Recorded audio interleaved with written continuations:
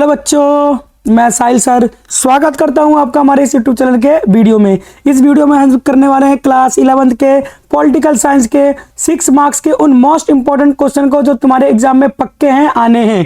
ठीक है, तो शुरू करते हैं अपने पहले क्वेश्चन से। तो देखो पहला क्वेश्चन क्या कहता है। पहला क्वेश्चन कहता है भारतीय संविधान की प्रकृति में संघीय है। जो भारतीय संविधान है उसकी प्रकृति कैसा है, उसका नेचर कैसा है, संघीय है लेकिन भावना में एकात्मक है। एक्चुअल में क्या है, वो एकात्मक है। ठीक है, इसके बारे में हमें क्या करना है, बताना है। भारतीय संविधान प्रकृति संघीय है लेकिन भावना क्या है, एकात्मक है। यानी कि हमारा जो संविधान वो एक तरफ क्या हुआ है, झुका हुआ है। ठीक है, तो उसके बारे में हम देखते हैं। तो क्या सबसे पहले क्या लिखोगे तुम, सबसे पहले भूमिका लिखोगे। ठीक है, किसी भी 6 मार्क्स के क्वेश्चन को लिखोगे तो सबसे पहले क्या लिखोगे, उसकी भूमिका लिखोगे, प्रस्तावना लिखोगे यानी कि इंट्रोडक्शन लिखोगे। तो बात करते हैं, भारतीय संविधान ने संघीय शासन प्रणाली को अपनाया है। ठीक है, भारतीय संविधान जो है वो क्या है, संघीय शासन प्रणाली है, क्योंकि इसमें केंद्र और राज्य के बीच शक्तियों का स्पष्ट विभाजन किया गया है। हमारे संविधान में, ठीक है, केंद्र और राज्यों के बीच शक्तियों का क्या किया गया है, विभाजन किया गया है। फिर भी कोई एक ऐसे प्रावधान है जो केंद्र सरकार को अधिक शक्तिशाली बनाते हैं। ठीक है, हमारा संविधान कैसा है, संघीय शासन है। ठीक है, जहां पर क्या किया गया है, केंद्र को अलग शक्ति दी गई है, राज्य को अलग शक्ति दी गई है। ठीक है, लेकिन फिर भी हमारे संविधान में कुछ ऐसे प्रावधान किए गए हैं जिससे हमें पता चलता है कि केंद्र सरकार काफी ज्यादा मजबूत है। इस कारण विद्वान भारत को मजबूत केंद्र संघ वाला कहते हैं। इसलिए हम क्या कहते हैं अपने भारत को कि एक मजबूत, हमारा जो भारत है, जो भारतीय संविधान है, एक मजबूत केंद्र वाला संघ है। संविधान निर्माताओं ने राष्ट्रीय एकता, सुरक्षा और अखंडता को बनाए रखने के लिए केंद्र को एक विशेष शक्ति प्रदान की है ताकि देश की एकता, अखंडता और सुरक्षा बनी रहे। इसलिए हमारे संविधान निर्माताओं ने क्या किया है, हमारे केंद्र को ज्यादा मजबूत बनाया है। शक्तियों का विभाजन तो है, केंद्र की अलग शक्तियां हैं, राज्य की अलग शक्तियां हैं, लेकिन हमारे केंद्र को थोड़ा कुछ ज्यादा मजबूती दी गई है। इसके क्या क्या कारण है, तो पहला कारण क्या लिखोगे आप लिखोगे पहले कारण में संघ सूची में अधिक शक्तियां। संघ सूची जो है, ठीक है ना, हमारे संविधान ने हमारे संविधान ने 3 सूची बना रखी है, संघ सूची, राज्य सूची और समवर्ती सूची। तो जो संघ सूची है उसमें क्या किया गया, अधिक शक्तियां दी गई किसको, केंद्र सरकार को। तो बात करते हैं, संघ सूची में रक्षा, विदेश नीति, मुद्रा, परमाणु ऊर्जा जैसे राष्ट्रीय महत्व के विषय शामिल है। हमारे संघ सूची में कैसे विषय शामिल है, विदेशी नीति, मुद्रा, परमाणु ऊर्जा जैसे राष्ट्रीय महत्व के विषय शामिल हैं। इन विषयों पर केवल संसद कानून बना सकती है। कौन कानून बना सकता है, केवल संसद कानून बना सकती है। अर्थात कहने का मतलब है कि हमारी केंद्र सरकार इस पे कानून बना सकती है, जिससे केंद्र की स्थिति राज्यों में अधिक मजबूत हो जाती है। तो इससे हमें क्या पता चलता है कि जो हमारा केंद्र सरकार है वो काफी ज्यादा मजबूत है। पहला रीजन पता चल गया कि जो संघ सूची में जो शक्तियां हैं वो अधिक दी गई है। दूसरा पॉइंट क्या लिखोगे आप, दूसरा पॉइंट लिखोगे अवशिष्ट शक्तियां केंद्र को। ठीक है, यानी कि संघ सूची, राज्य सूची, समवर्ती सूची में तीन सूचियों में विभाजित तो किया गया है, लेकिन एक ऐसी सूची बनाई गई है जिसमें केवल किसको अधिकार दिया गया है, उसमें केवल हमारे केंद्र सरकार को क्या दिया गया, अधिकार दिया गया, जिसको हम क्या बोलते हैं, अवशिष्ट शक्तियां। अवशिष्ट शक्तियां क्या होती हैं, वो शक्तियां होती हैं जिन विषयों को हमने ना तो संघ सूची में शामिल किया है, ना ही राज्य सूची में शामिल किया है, ना ही समवर्ती सूची में शामिल किया है। इन पर केवल कानून बनाने का हक किसका है, संसद का, यानी कि हमारे केंद्र सरकार का। इससे बदलती परिस्थितियों में केंद्र असली शक्ति का विस्तार कर सकता है। ठीक है, समझ में आया। तो ये अवशिष्ट शक्तियां, ये 2 नंबर का क्वेश्चन भी आ सकता है कि अवशिष्ट शक्तियां किसे कहते हैं, तो यही वाला पॉइंट पूरा उठा के आप लिख दोगे। तीसरी बात करते हैं आपातकालीन प्रावधान।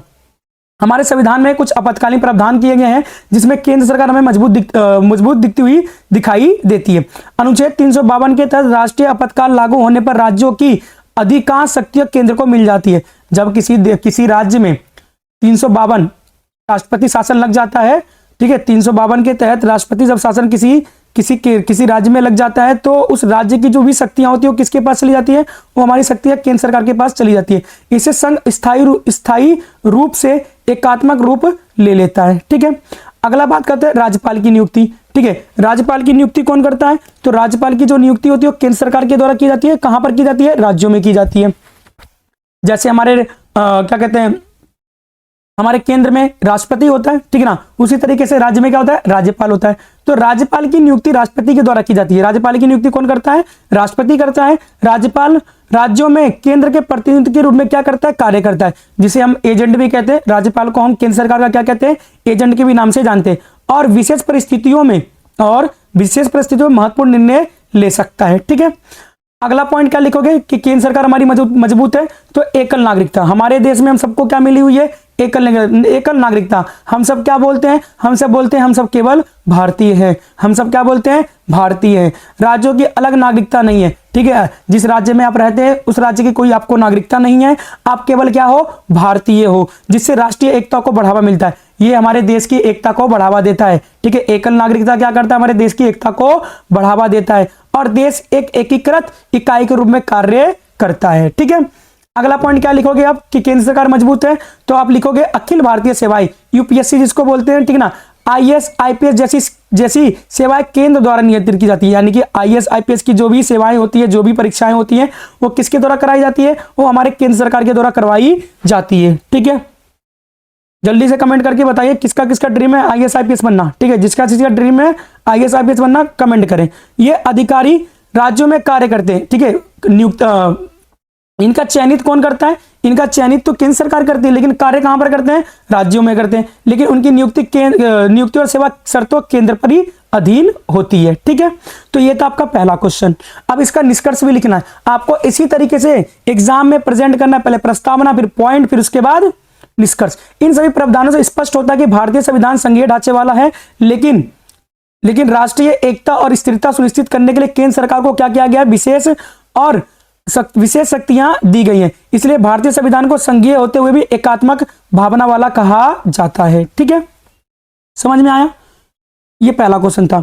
अगला क्वेश्चन क्या कहता है, केंद्र राज्य संबंधों के बीच तनाव और संघर्ष के मुद्दे। केंद्र और राज्य के बीच तनाव और संघर्ष के मुद्दे, जो हमारी केंद्र सरकार है, जो हमारी राज्य सरकार है, उनके बीच कौन कौन से ऐसे मुद्दे हैं जिनसे उनके बीच क्या होता रहता है, लड़ाई झगड़ा हमें देखने को मिलता है, ठीक है। तो बात करते हैं इस क्वेश्चन की प्रस्तावना की। तो इस क्वेश्चन की प्रस्तावना क्या लिखोगे कि भारत एक संघीय देश है। अभी पिछले क्वेश्चन में डिस्कस किया, हमारा संविधान कैसा है, संघीय है। हमारा देश क्या है, संघवाद है हमारे देश में, ठीक है। जहां केंद्र और राज्यों के बीच शक्तियों का बंटवारा किया है, संवैधानिक विभाजन किया गया। संविधान ने दोनों स्तरों की सरकारों को अधिकार स्पष्ट रूप से निर्धारित कर दिया है। हमारे संविधान ने क्या किया, केंद्र सरकार को अलग अधिकार दिए हैं, राज्य सरकार को अलग अधिकार दिए हैं। फिर भी व्यवहारिक, राजनीतिक और प्रशासनिक परिस्थितियों के कारण कई बार केंद्र और राज्यों के बीच तनाव और संघर्ष देखने को हमें मिलता है। यह टकराव संघीय व्यवस्था की स्वाभाविक विशेषता है, लेकिन यदि संतुलन न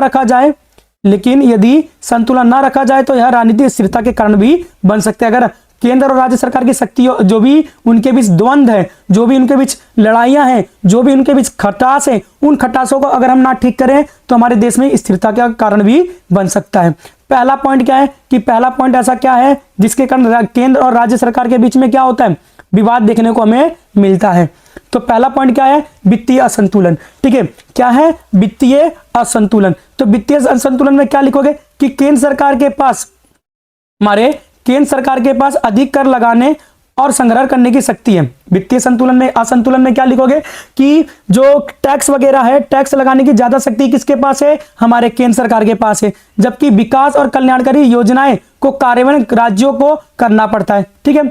यानी कि टैक्स कौन वसूलेगा, टैक्स वसूलेगा केंद्र सरकार, और लोगों के कल्याण के लिए कार्य कौन करेगा, राज्य करेगी। तो ये तो क्या भेदभाव है ना। तो वित्तीय असंतुलन हमें देखने को मिलता है इस चीज को लेकर, ठीक है। हमारे केंद्र सरकार और राज्य सरकार के बीच में क्या है, द्वंद्व देखने को मिलता है। इससे संसाधनों के बंटवारे को लेकर विवाद उत्पन्न होते हैं, ठीक है।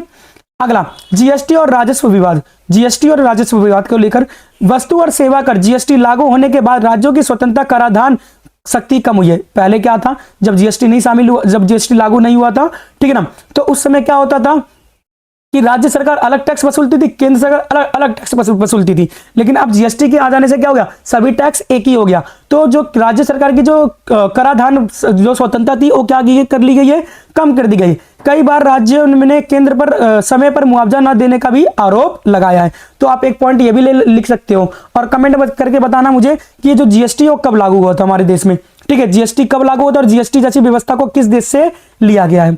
अगला अनुच्छेद 356। अनुच्छेद 356 की बात करते हैं कि राष्ट्रपति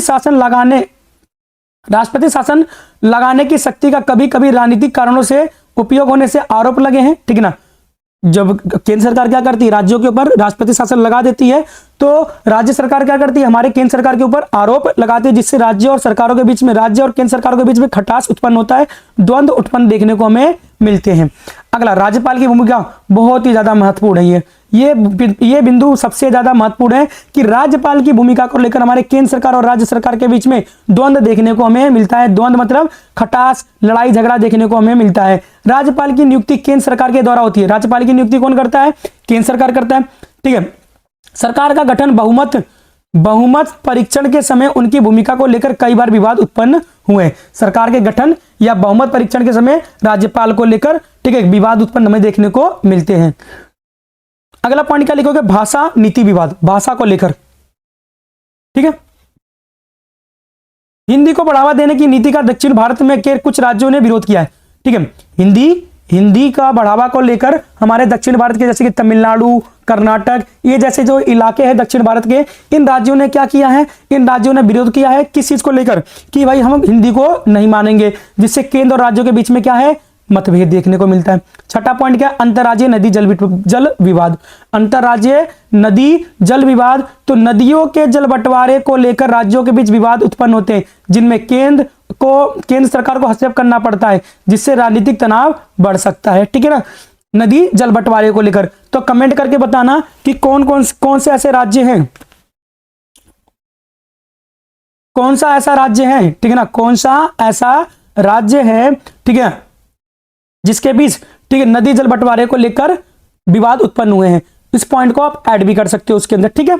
अब निष्कर्ष में आप क्या लिखेंगे, तो निष्कर्ष में लिखेंगे केंद्र राज्य संबंधों में तनाव संघीय व्यवस्था का स्वाभाविक हिस्सा है, ठीक है ना।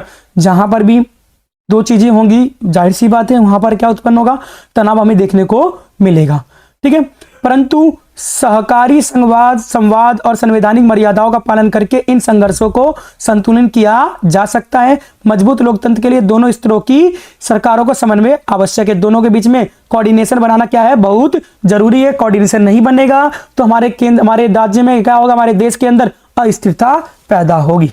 चलिए, समझ में आ रहा है? समझ में आ रहा है तो वीडियो को लाइक करें, ठीक है, चैनल को सब्सक्राइब करना ना भूलें और अपने दोस्तों को भी शेयर करें। अगला क्वेश्चन है, धर्मनिरपेक्षता को परिभाषित कीजिए। भारतीय धर्मनिरपेक्षता पश्चिमी धर्मनिरपेक्षता से किस प्रकार भिन्न है? धर्मनिरपेक्षता आपको बतानी है और भारतीय धर्मनिरपेक्षता पश्चिमी धर्मनिरपेक्षता से कैसे भिन्न है। तो बात करते हैं धर्मनिरपेक्षता का अर्थ क्या है। राज्य सभी धर्मों के प्रति समान व्यवहार करें। इस क्या मतलब है धर्मनिरपेक्षता?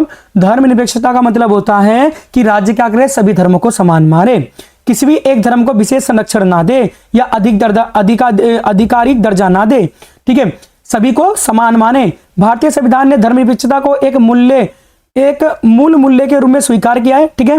भारत जैसे बहुधार्मिक बहुसांस्कृतिक देश में धर्मनिरपेक्षता सामाजिक एकता और शांति के लिए अत्यंत आवश्यक है, ठीक है। भारत जैसे बहुलवादी देश में, ठीक है ना, भारत जैसे बहुलवादी देश में धर्मनिरपेक्षता बहुत ज्यादा जरूरी है। अगर धर्मनिरपेक्षता नहीं होगी भारत में तो भारत में अराजकता की स्थिति पैदा होगी। हालांकि भारतीय धर्मनिरपेक्षता का स्वरूप पश्चिमी देशों से क्या है, बहुत ज्यादा भिन्न है, ठीक है। अब देखते हैं कौन कौन से ऐसी चीजें हैं कि जिसकी वजह से भिन्न है। पहला, राज्य का कोई आधिकारिक धर्म नहीं है। हमारे किसी भी राज्य का कोई धर्म नहीं है, ठीक है। सभी धर्म को हम क्या कर सकते हैं, मान सकते हैं।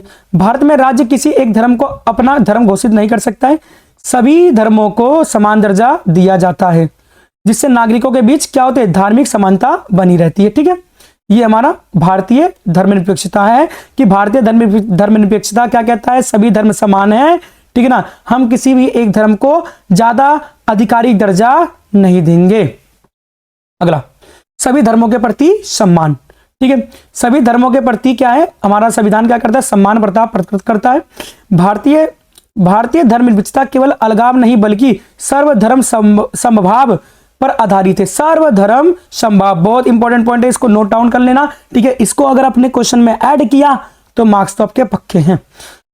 राज्य सभी धर्मों के प्रति समान और संरक्षण की नीति अपनाता है, सभी धर्मों को संरक्षण देता है, ठीक है ना। हमारा राज्य, हमारा देश, हमारा केंद्र सरकार, हमारा संविधान। अगला, धार्मिक स्वतंत्रता की गारंटी, हमारे संविधान में क्या है, धार्मिक स्वतंत्रता की गारंटी दी गई है कि सभी व्यक्ति क्या कर सकते हैं, किसी भी धर्म को मान सकते हैं।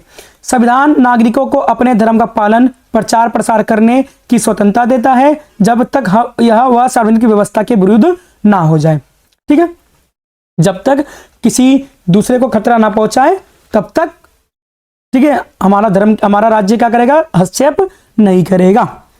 पश्चिमी मॉडल से भिन्नता किस प्रकार से?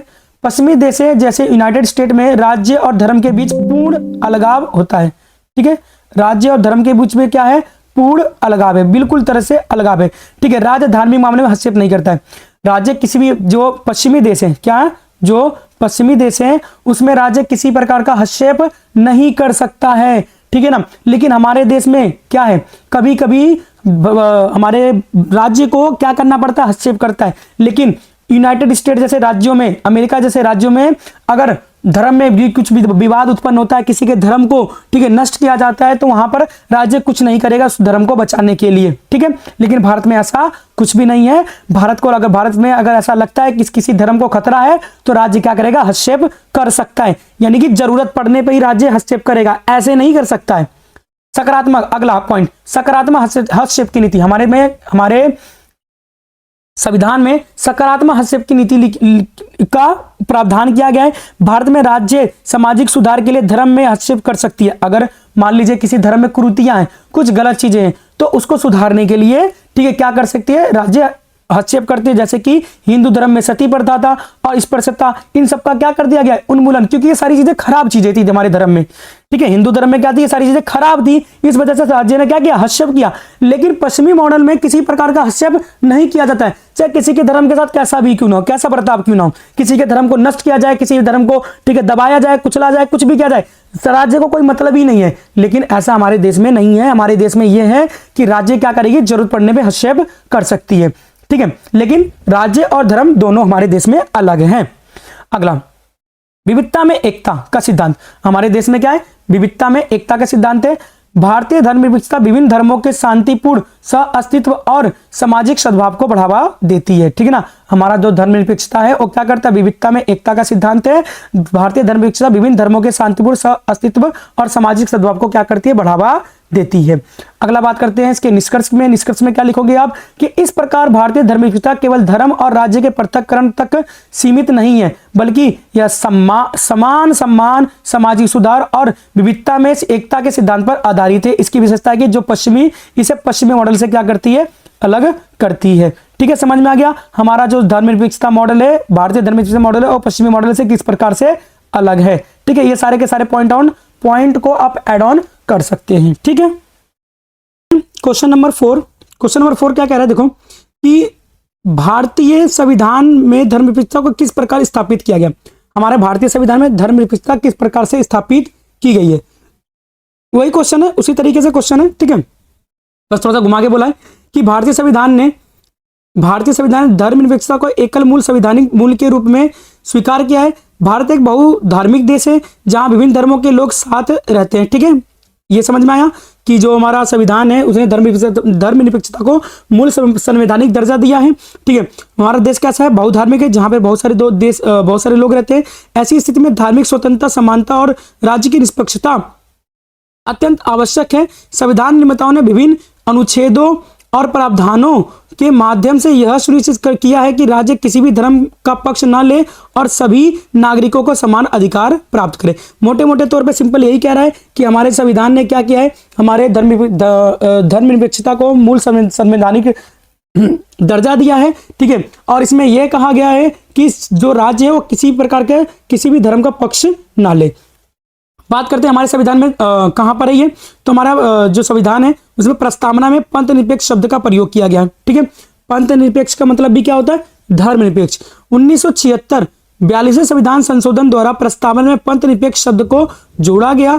इससे स्पष्ट होता है कि भारत एक राज्य किसी भी धर्म विशेष का समर्थन नहीं करता है। इससे हमें पता चलता है 42वें संविधान संशोधन से कि भारत किसी भी धर्म का समर्थन नहीं करता है। अनुच्छेद 14 में क्या है, कानून के समक्ष क्या है, सभी समान है। कानून के समक्ष क्या है, सभी समान है। यह अनुच्छेद सभी नागरिकों को कानून के समक्ष समानता प्रदान करता है। सभी धर्म के आधार पर किसी प्रकार का भेदभाव नहीं किया जा सकता है। अनुच्छेद 15 में क्या बोला गया है? तो अनुच्छेद 15 में भेदभाव का निषेध किया गया है कि राज्य, धर्म, जाति, लिंग या जन्म स्थान के आधार पर क्या करेगा? किसी भी प्रकार का नागरिकों के साथ भेदभाव नहीं करेगा। कोई भी व्यक्ति किसी के साथ इस तरीके का भेदभाव नहीं करेगा। अगला अनुच्छेद और कहाँ धर्मनिरपेक्षता और हमारे कहाँ पर दिया गया है? तो हमारे अनुच्छेद 25 से 28 में धार्मिक स्वतंत्रता में दिया गया है। यह अनुच्छेद नागरिकों को अपने धर्म का पालन, प्रचार प्रसार करने और की स्वतंत्रता देता है, बशर्ते सार्वजनिक व्यवस्था प्रभावित ना हो। बस हमारी सार्वजनिक व्यवस्था प्रभावित ना हो तो कोई भी धर्म किसी भी तरीके से अपने धर्म का प्रचार कर सकता है। अगला बात करते हैं अनुच्छेद 29 से 30 में अल्पसंख्यकों को अधिकार दिया गया है। बोला गया कि अल्पसंख्यकों को अपनी भाषा, लिपि और संस्कृति की रक्षा तथा शिक्षा संस्था स्थापित करने का क्या है? अधिकार है। राज्य की धार्मिक निष्पक्षता, राज्य किसी भी धर्म को विशेष संरक्षण नहीं देता है, सभी धर्म के प्रति समान दूरी बनाए रखता है। ठीक है, ये था आपका इसका आंसर। निष्कर्ष में क्या लिखोगे कि इन संवैधानिक प्रावधानों से स्पष्ट होता है कि भारतीय संविधान धर्मनिरपेक्षता का केवल सिद्धांत रूप में नहीं बल्कि व्यावहारिक अधिकारों के माध्यम से भी स्थापित करता है। यह धार्मिक स्वतंत्रता, समानता और सामाजिक सद्भाव की गारंटी भी देता है। ठीक है, यह था आपका क्वेश्चन। अगला क्वेश्चन क्या है? अगला क्वेश्चन है स्वतंत्रता को परिभाषित कीजिए। क्वेश्चन नंबर 5, स्वतंत्रता को परिभाषित कीजिए। स्वतंत्रता की नकारात्मक और सकारात्मक स्वतंत्रता को क्या करें? अवधारणा में अंत स्पष्ट करें। तो बात करते हैं सबसे पहले स्वतंत्रता क्या होती है। तो स्वतंत्रता तो आपको पता ही होगा कि स्वतंत्रता का अर्थ है व्यक्ति को अपने विचार, अभिव्यक्ति और कार्यों के चयन की आजादी का होना, बशर्ते वह दूसरे के अधिकारों का उल्लंघन ना करे। सभी व्यक्तियों को क्या है? स्वतंत्रता का मतलब क्या है? कोई भी व्यक्ति अपने विचार, अपनी अभिव्यक्ति और अपने कार्य को चयनित कर सकता है, बशर्ते दूसरे की स्वतंत्रता का उल्लंघन ना करे। राजनीतिक सिद्धांत में स्वतंत्रता को लोकतंत्र का आधार माना गया है। ठीक है, राजनीतिक विज्ञान के अनुसार स्वतंत्रता के दो प्रमुख रूप माने जाते हैं, नकारात्मक स्वतंत्रता और सकारात्मक स्वतंत्रता। ठीक है, नकारात्मक और सकारात्मक दोनों एक उद्देश्य व्यक्ति के विकास को सुनिश्चित करना है, परंतु इनके दृष्टिकोण में क्या है? अंतर है। बात करते हैं सकारात्मक स्वतंत्रता का सामान्य अर्थ क्या है। ठीक है, ये तो मैंने कर लिया। बात करते हैं नकारात्मक स्वतंत्रता क्या होती है। ठीक है, नकारात्मक स्वतंत्रता, तो नकारात्मक स्वतंत्रता का अर्थ है बाहरी हस्तक्षेप का अभाव होना, किसी भी प्रकार का हस्तक्षेप का अभाव होना। जब किसी भी चीज में किसी भी प्रकार का हस्तक्षेप नहीं होता है, कोई रोक टोक नहीं होता है, बिल्कुल भी रोक टोक ना हो, ठीक है, एकदम फ्री हो, कुछ भी करे, उसी को हम क्या बोलते हैं? नकारात्मक स्वतंत्रता बोलते हैं। जिसमें बिल्कुल भी रोक टोक ना हो उसको हम बोलते हैं नकारात्मक स्वतंत्रता। यदि राज्य व्यक्ति के कार्यों में कम से कम हस्तक्षेप करे तो वह स्वतंत्र माना जाता है। ठीक है, कम से कम करे और तो स्वतंत्र माना जाता है। नकारात्मक स्वतंत्रता के समर्थक कौन कौन से? इस विचार को प्रमुख रूप से जॉन लॉक और जे.एस. मिल ने समर्थन दिया है। इनके अनुसार स्वतंत्रता का अर्थ राज्य का न्यूनतम हस्तक्षेप है। ठीक है ना, राज्य का न्यूनतम हस्तक्षेप यानी कि कम से कम हस्तक्षेप होना चाहिए। सकारात्मक स्वतंत्रता क्या होता है? सकारात्मक स्वतंत्रता का अर्थ है व्यक्ति की अपनी क्षमता विकसित करने की आवश्यकता, अवसर और संसाधन मिलना। ठीक है, व्यक्ति को क्या मिलना? अपनी क्षमता को विकसित करना और जो भी संसाधन है उसको मिलना। केवल हस्तक्षेप की अनुपस्थिति पर्याप्त नहीं है, केवल जरूरी नहीं है कि रोक टोक हो तभी कुछ हो। ठीक है, बिना रोक टोक के भी, ठीक है, कुछ चीजें होती हैं। आगे बात करते हैं सकारात्मक स्वतंत्रता के समर्थक कौन कौन से? जैन जॉक रूसो हैं और टी.एच. ग्रीन ने आगे बढ़ाया। इनके अनुसार राज्य को लोगों के कल्याण के लिए कार्य करने चाहिए। ठीक है, नकारात्मक स्वतंत्रता हस्तक्षेप से मुक्ति पर आधारित है। इसमें किसी प्रकार का हस्तक्षेप नहीं होता है, लोग बिल्कुल स्वतंत्र रहते हैं, कुछ भी करे, दूसरे की स्वतंत्रता का हनन क्यों ना कर ले। ठीक है, उसको बोलते हैं नकारात्मक स्वतंत्रता। जबकि सकारात्मक स्वतंत्रता सामर्थ्य और अवसर की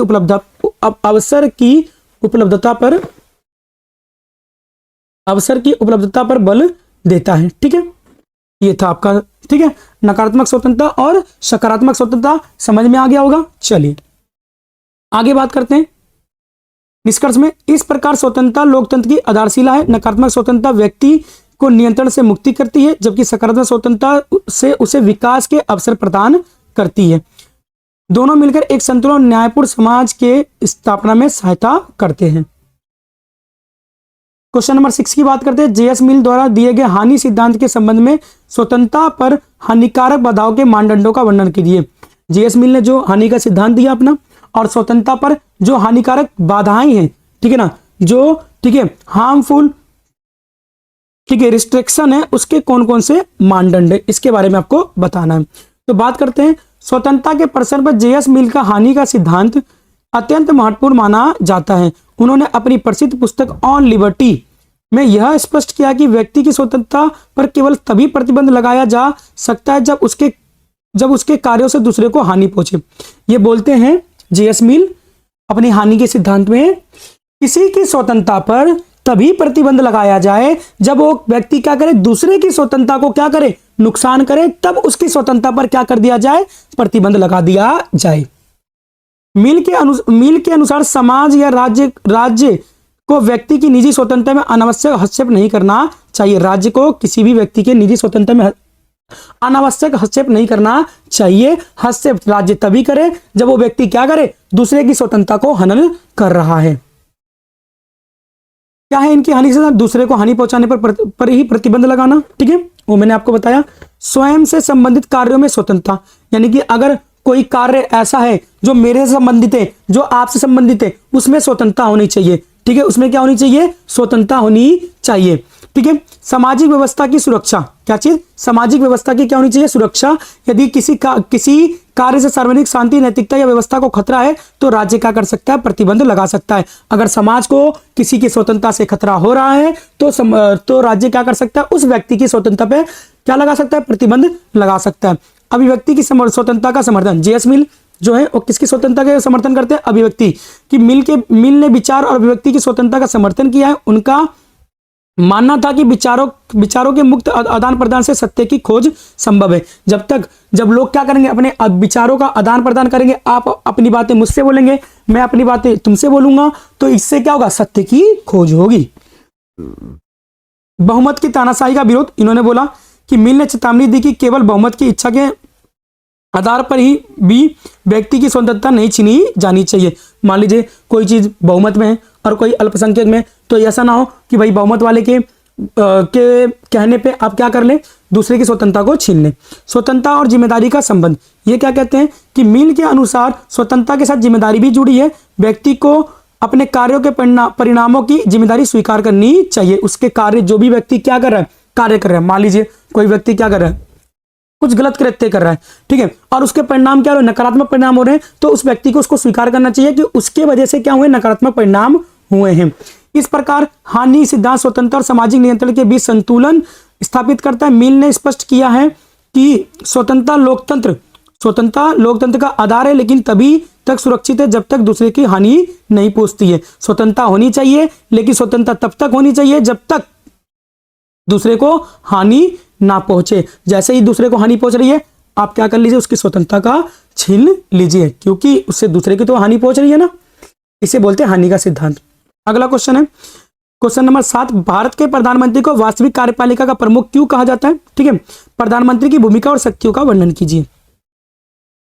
भारत एक संसदीय शासन वाली प्रणाली वाला देश है। यहाँ राष्ट्रपति संवैधानिक प्रमुख होता है, जबकि वास्तविक कार्यपालिका की शक्ति प्रधानमंत्री और मंत्रिपरिषद के पास होती है। क्या बोल रहा है, भारत क्या एक संसदीय शासन प्रणाली है, इसमें राष्ट्रपति भी होता है, प्रधानमंत्री भी होता है, लेकिन राष्ट्रपति केवल क्या होता है, नाम मात्र का क्या होता है राष्ट्रपति केवल नाम मात्र का ही होता है। वास्तविक शक्तियां किसके पास होती है, संसदीय, भारत के संसदीय प्रणाली की, तो प्रधानमंत्री के पास होती है और मंत्रिपरिषद के पास होती है। संविधान के अनुसार राष्ट्रपति अपने कार्य प्रधानमंत्री और मंत्रिपरिषद की सलाह पर ही कर सकता है, इसलिए प्रधानमंत्री को वास्तविक कार्यपालिका का प्रमुख कहा जाता है।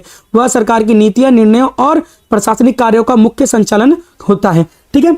तो भारतीय कार्यपालिका का या संसदीय ठीक है कार्यपालिका का जो सबसे वास्तविक होता है वो कौन होता है, प्रधानमंत्री, और राष्ट्रपति केवल क्या होता है, नाम मात्र का होता है।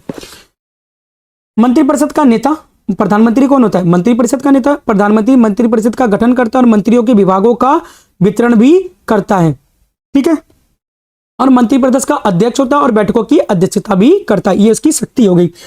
राष्ट्रपति का प्रमुख सलाहकार, राष्ट्रपति को क्या करता है, सलाहकार करता है। संविधान के अनुच्छेद 74 के अनुसार अनुसार राष्ट्रपति प्रधानमंत्री और मंत्रिपरिषद की सलाह से कार्य करता है। प्रधानमंत्री, ठीक है, राष्ट्रपति किसकी सलाह से कार्य करता है? तो राष्ट्रपति प्रधानमंत्री और मंत्रिपरिषद की सलाह से काम करता है। तो ये शक्ति किसकी हो गई? आपके प्रधानमंत्री की शक्ति हो गई। नीति निर्माण में केंद्र की भूमिका, ठीक है ना, कोई भी नीति वगैरह बनाना होता है तो सबसे ज्यादा महत्वपूर्ण कौन होता है? प्रधानमंत्री होता है। प्रधानमंत्री सरकार की नीतियां तय करता है, आर्थिक, देश और सुरक्षा जैसे नीतियों में महत्वपूर्ण भूमिका निभाता है, ठीक है। संसद का नेतृत्व करता है, प्रधानमंत्री क्या करता है? संसद का नेतृत्व करता है, ये इसकी शक्ति है। प्रधानमंत्री लोकसभा में बहुमत दल का नेता होता है और वह संसद में सरकार का प्रतिनिधित्व करता है और महत्वपूर्ण विधेयकों को प्रस्तुत भी करता है। मंत्रियों पर क्या करता है? नियंत्रण करता है। प्रधानमंत्री मंत्रियों से इस्तीफा मांग सकता है और यदि मंत्रिपरिषद प्रधानमंत्री इस्तीफा दे तो पूरी मंत्रिपरिषद को भी पद छोड़ना पड़ता है। अगर प्रधानमंत्री ने इस्तीफा दे दिया तो पूरी मंत्रिपरिषद क्या हो जाएगी? वहां पर खत्म हो जाएगी। राष्ट्रीय और अंतर्राष्ट्रीय प्रतिनिधित्व, प्रधानमंत्री क्या करता है? देश का प्रतिनिधित्व करता है और राष्ट्र का भी क्या कहते हैं, अंतर्राष्ट्र का भी प्रतिनिधित्व करता है। प्रधानमंत्री देश का प्रतिनिधित्व और राष्ट्रीय मंचों पर भी करता है और अन्य देशों के साथ समझौता भी करता है। तो ये हुए हमारी किसकी शक्तियां? ये शक्तियां हो गई किसकी? हमारे प्रधानमंत्री की। अगले क्वेश्चन की बात करते हैं निष्कर्ष की। तो इस प्रकार सरकार में वास्तविक कार्यपालिका की शक्ति किसके पास होती है? प्रधानमंत्री के पास होती है। वह सरकार का प्रमुख निर्णायक और नीतियों निर्माता और प्रशासन का संचालक होता है। इसलिए वास्तविक कार्यपालिका का प्रमुख कौन होता है? हमारा प्रधानमंत्री होता है, ठीक है। आगे बात करते हैं, ठीक है। भारत में नौकरशाही के प्रमुख विशेषताएं बताइए और नौकरशाही जनता के प्रति उत्तरदायी कैसे हो सकती है ये बताना है। नौकरशाही बताना हमें, ठीक है, प्रशासनिक सेवा बतानी है। भारत में नौकरशाही को स्थायी कार्यपालिका कहा जाता है। भारत में जो हमारा नौकरशाही है वो क्या है? स्थायी कार्यपालिका है। यह प्रशासनिक तंत्र का वह भाग है जो सरकार की नीतियों और निर्णयों को लागू करता है। सरकार की नीतियों और निर्णयों को लागू कौन करता है? तो नौकरशाही करता है। मंत्री बदलते रहते हैं परंतु अधिकारी स्थायी होते हैं। जो IAS IPS वगैरह होते हैं वो क्या होते हैं? फिक्स होते हैं। जब तक उनका रिटायरमेंट नहीं हो जाता है तब तक वो अपने पद पर बने रहेंगे, ठीक है। लेकिन जो मंत्री होते हैं वो हटते रहते हैं, ठीक है ना। जैसे सरकार गिरी, सरकार खत्म, मंत्री का पद खत्म। भारतीय प्रशासनिक व्यवस्था में नौकरशाही का महत्वपूर्ण स्थान है क्योंकि वह शासन को सुचारू रूप से चलाने में क्या करता है? बहुत ज्यादा सहायता करता है। इसका स्थायित्व है, ठीक है। इसकी क्या विशेषता है? तो ये क्या स्थायित्व है? नौकरशाही क्या होता है? स्थायी कार्यपालिका है, ठीक है। इनका कोई चुनाव नहीं होता है बल्कि ये, ठीक है, पेपर IAS UPSC का पेपर देकर क्या होते हैं? चयनित होते हैं और अपने पद पर बने रहते हैं। नियमों पर आधारित कार्यपालिका, ये इसके क्या होते हैं? नियम कानून होते हैं। तो नौकरशाही कानून और निर्धारित नियमों के अनुसार कार्य करती है। इससे प्रशासन में पारदर्शिता, एकरूपता बनी रहती है। योग्यता आधारित चयन, ये जो योग्य होता है उसी को क्या किया जाता है? चयन किया जाता है। अधिकारियों का चयन प्रतियोगी परीक्षाओं के माध्यम से होता है। IAS IPS का चयन कौन करता है? कैसे चयन होता है? इनकी नियुक्ति नहीं होती बल्कि इनकी चयनित होता है, ठीक है। ये परीक्षा देकर आते हैं। जैसे union public service commission UPSC द्वारा आयोजित परीक्षाओं को इससे योग्य और प्रशिक्षित अधिकारी मिलते हैं। राजनीतिक तटस्थता, ये राजनीतिक तटस्थ होते हैं, किसी भी राजनीतिक दल से जुड़े नहीं होते हैं। विशेषज्ञता और प्रशिक्षण, ये काफी ज्यादा विशेषज्ञ होते हैं, ठीक है ना। कानून व्यवस्था बनाए रखने में काफी ज्यादा विशेषज्ञ होते हैं, प्रशिक्षित भी होते हैं, ये ट्रेनिंग वाले होते हैं। जनता के प्रति उत्तरदायित्व होते हैं, ठीक है। नौकरशाही संसद, मंत्रिपरिषद और कानून के प्रति उत्तरदायी होती है और सूचना का अधिकार RTI और लोक शिकायत तंत्र से पारदर्शिता बढ़ती है। निष्कर्ष में क्या लिखोगे? इस प्रकार भारतीय नौकरशाही प्रशासन की रीढ़ है। यदि यह पारदर्शिता, निष्पक्षता और जवाबदेही के साथ कार्य करे तो जनता के प्रति उत्तरदायित्व बन सकती है और लोकतंत्र को मजबूत कर सकती है। अगला बात करते हैं भारतीय संसद के कार्यों को संक्षेप में समझाइए। हमारे भारतीय संसद के कौन कौन से कार्य हैं? तो भारतीय संसद देश की सर्वोच्च विधायिका है। यह लोकतंत्र प्रशासन प्रणाली का प्रमुख स्तंभ है। संसद 3 अंगों से मिलकर बनता है। राष्ट्रपति से बनता है, लोकसभा से बनता है और राज्यसभा से बनता है, ठीक है। संसद का मुख्य कार्य कानून बनाना, सरकार पर नियंत्रण रखना और जनता के हितों की रक्षा करना। भारतीय लोकतंत्र में संसद की भूमिका बहुत ही ज्यादा महत्वपूर्ण है क्योंकि यह राष्ट्रीय नीतियों और निर्णयों को वैधता प्रदान करती है। कौन कौन से कार्य? पहला विधायी कार्य, ठीक है, कानून वगैरह बनाती है, ठीक है। संसद हमारी क्या करती है? संसद का प्रमुख कार्य क्या है? कानून को बनाना। वित्तीय कार्य, ठीक है, अगला कार्य क्या है इसका? वित्तीय कार्य, ठीक है, ये क्या करती है, पैसा आवंटित करती है, संसद बजट को पारित करती है और सरकार के खर्चों पर नियंत्रण रखती है। कार्यपालिका पर क्या करती है, नियंत्रण करती है। संसद में प्रश्नकाल होता है, शून्यकाल होता है और विश्वास प्रस्ताव के माध्यम से सरकार क्या करती है, कार्यपालिका पर नियंत्रण रखती है। संविधान संशोधन का अधिकार किसके पास है, संसद के पास है। संसद में ही क्या होता है, संविधान के संशोधन सभी संसद में ही होते हैं। संविधान में संशोधन करने का अधिकार किसके पास है, संसद के पास है। और जनता का क्या करती है, प्रतिनिधित्व करती है, क्योंकि संसद में जो भी सांसद बैठते हैं वो सब किसके प्रतिनिधित्व हैं, जनता के ही प्रतिनिधित्व होते हैं। सांसद अपने निर्वाचन क्षेत्र की समस्याओं को संसद में उठाते हैं। चुनाव एवं अन्य कार्य, संसद राष्ट्रपति और उपराष्ट्रपति के चुनाव में भाग लेती है तथा महाभियोग जैसी प्रक्रियाओं में भूमिका निभाती है। निष्कर्ष में क्या लिखोगे, इस प्रकार, निष्कर्ष में आप क्या लिखेंगे, इस प्रकार संसद कानून निर्माण, वित्तीय नियंत्रण और कार्यपालिका की जवाबदेही सुनिश्चित करने का कार्य करती है। भारत के सर्वोच्च न्यायालय, अगला क्वेश्चन है, ठीक है, क्वेश्चन नंबर 10, भारत के सर्वोच्च न्यायालय के अधिकार क्षेत्र का किन्हीं 3 बिंदुओं में उल्लेख कीजिए। ठीक है, भारत का सर्वोच्च न्यायालय देश का सर्वोच्च न्यायालय, न्यायिक व्यवस्था है। ठीक है, संविधान के भाग 5 के अंतर्गत इसकी स्थापना की गई है। ठीक है, सर्वोच्च न्यायालय का मुख्य कार्य संविधान की रक्षा करना, मौलिक अधिकारों की सुरक्षा करना और केंद्र राज्यों के बीच विवादों का क्या करना है, निपटारा करना है। पहला इसका कौन सा अधिकार क्षेत्र है, मूल अधिकार क्षेत्र। सर्वोच्च न्यायालय का केंद्र और राज्यों या 2 राज्यों के बीच विवादों को क्या करना है, सीधा सुनने का अधिकार है। ऐसे मामले में मुकदमा सीधे दायर होता है। ठीक है, अगला अपीली अधिकार, उच्च न्यायालय के निर्णयों के विरुद्ध अपील सुनता है और नागरिकों, आपराधिक और राजनीतिक मामलों में अंतिम निर्णय देने का अधिकार देता है। ये क्या करता है, ये अपीली अधिकार है। लोग क्या कर सकते हैं, सर्वोच्च न्यायालय में जाके अपील कर सकते हैं अगर उच्च न्यायालय सही से सुनवाई नहीं कर सकता है तो। परामर्श अधिकार, राष्ट्रपति किसी महत्वपूर्ण कानून या संवैधानिक प्रश्न पर सर्वोच्च न्यायालय से परामर्श मांग सकता है। ठीक है, न्यायालय अपनी राय भी दे सकता है और नहीं भी दे सकता है। मौलिक अधिकारों की क्या करता है, रक्षा करता है। ठीक है, हमारा सर्वोच्च न्यायालय अनुच्छेद 32 के तहत रिट जारी करके हमारे मौलिक अधिकारों को क्या करता है, रक्षा करता है। न्यायिक पूर्वावलोकन करता है। ठीक है, जैसे कि मान लीजिए संसद में कोई नीति पारित हुआ, कोई विधेयक पारित हुआ, अगर उसमें कुछ भी गलत है तो उसको क्या कर सकता है, न्याय पूर्वावलोकन के लिए भेज सकता है। सर्वोच्च न्यायालय संसद और राज्य विधानमंडल द्वारा बनाए गए कानूनों की संवैधानिकता की जांच कर सकता है। संविधान का संरक्षक होता है। ठीक है, हमारे संविधान को बचाए रखता है, यह संविधान की सर्वोच्चता बनाए रखता है और यह सुनिश्चित करता है कि संविधान सरकार सही तरीके से काम करे। ठीक है, इस प्रकार सर्वोच्च न्यायालय भारतीय न्याय व्यवस्था का शीर्ष स्तंभ है। इसका अधिकार क्षेत्र व्यापक है, यह संविधान तथा नागरिकों अधिकारों को अंतिम रक्षक है। ठीक है, तो बच्चों ये तो तुम्हारे 10 मोस्ट इंपोर्टेंट क्वेश्चन। ठीक है, आप इनको प्रैक्टिस कर लेना। इससे बाहर मैं पक्का बोल रहा हूं एक भी क्वेश्चन नहीं आएगा, क्योंकि अगर आपने मेरी ज्योग्राफी की क्लासेस को देखा था तो उसमें मैंने सारे के सारे क्वेश्चन लगातार 5 मार्क्स वाले क्वेश्चन सारे के सारे मैंने, ठीक है, पक्के करवा दिए थे। तो इसी तरीके से पोल साइंस के भी सारे क्वेश्चन आपके पक्के होने वाले हैं। मैं गारंटेड दे रहा हूं, श्योर कर रहा हूं, इससे क्वेश्चन एक भी बाहर नहीं जाएगा। ठीक है, तो इसके अगले वीडियो के लिए मिलते हैं नेक्स्ट वीडियो में। तब तक के लिए अपनी तैयारी को जारी रखिए। ठीक है, और ताबड़तोड़ तैयारी करते रहिए और पेपर फोड़कर आइएगा। ठीक है, चलिए मिलते हैं अगले वीडियो में।